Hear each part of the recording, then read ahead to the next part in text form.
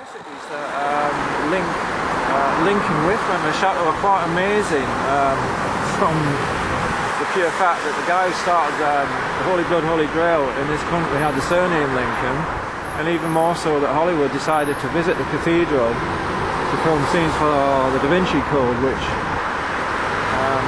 it turns out the cathedral itself has its own Grail-related code.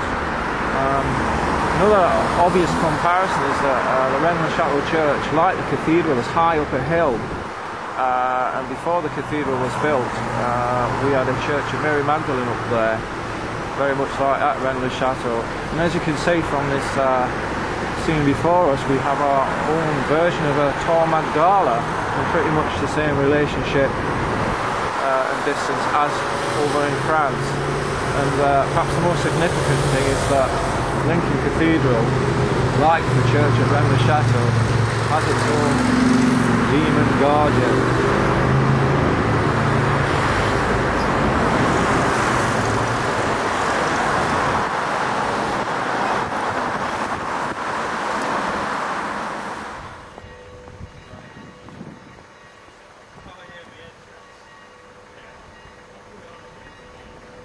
Here we are at the west front of the cathedral. The first church built on the site in 60 AD was that of Mary Magdalene, but that was destroyed to make way for Westminster in 1097. If I could show you it from the air, which I can't, but if I could, you'd see that Lincoln Cathedral is in the shape of a Templar cross, or more correctly, the cross of Lorraine, which was the original device that the Templars chose for some time. Why on earth the cathedral should be in the shape of a cross of Lorraine is a mystery, unless of course we accept maybe the Templars had some hand in its construction, architecture, sacred geometry and clues left inside this wonderful Gothic building.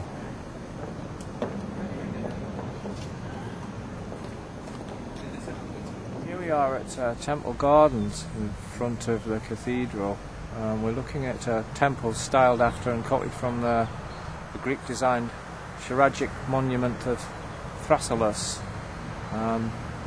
Nobody again knows why we should have a Grecian temple in a predominant Roman area, other than the fact that again we're looking at an aspect of our hidden Grecian Arcadia. This structure gave birth to the beautiful grounds of the Temple Gardens. If we follow up to the very top, we see the Greek female Niobe adorning the roof. That's the lady who offended some of the female goddesses with her pride so much that she was turned to stone, and from that rock formed a stream of ceaseless tears. She is the symbol of eternal mourning, and I think that given the Freemasons' enjoyment of the use of puns, it could be a reference to morning, as in the bright and morning star, our dog star Sirius. The two key words in Niobe's story is pride and stone, which sits well with the Germanic take on the Grail legend, whereby the Grail is a stone that fell from Lucifer's crown when he was thrown out of heaven for his pride.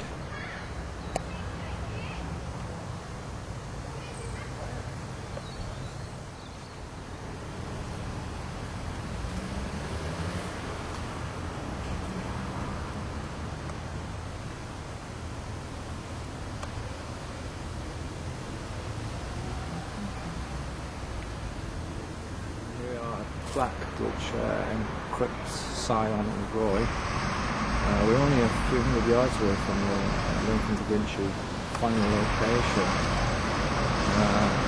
The king for Sion is his treasure and it is death. Well, the treasure is actually in the burial ground of St. Margaret's. Where else would you expect to find death other than in the burial ground? Here we have a dog rose. If you look at the lettering, S-I-O-N, and also R-O-I, which is the French for king.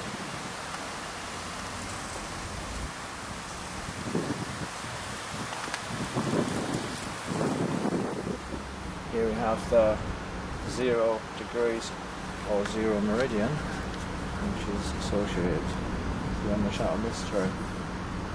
It's on the word route, which is important, which we should see later on.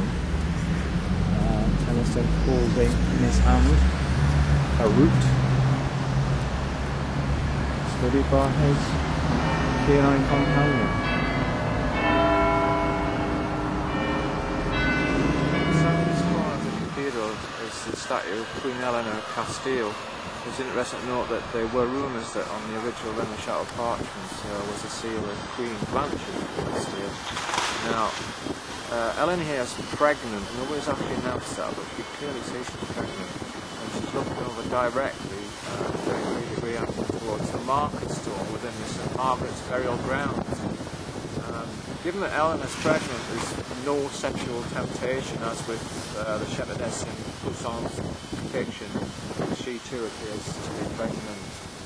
But just to the right of the judgment porch and to the left of the pregnant shepherdess Eleanor, we're looking at the middle pane glass, where you'll see a lot of blue. And this is the spot where on the 22nd of July, at midday, if the sun allows, it shines through that pane and causes the dappling effect of the Rennes-le-Chateau coded blue apples, which suddenly appear on the floor and then start dancing on Eleanor's tomb inside.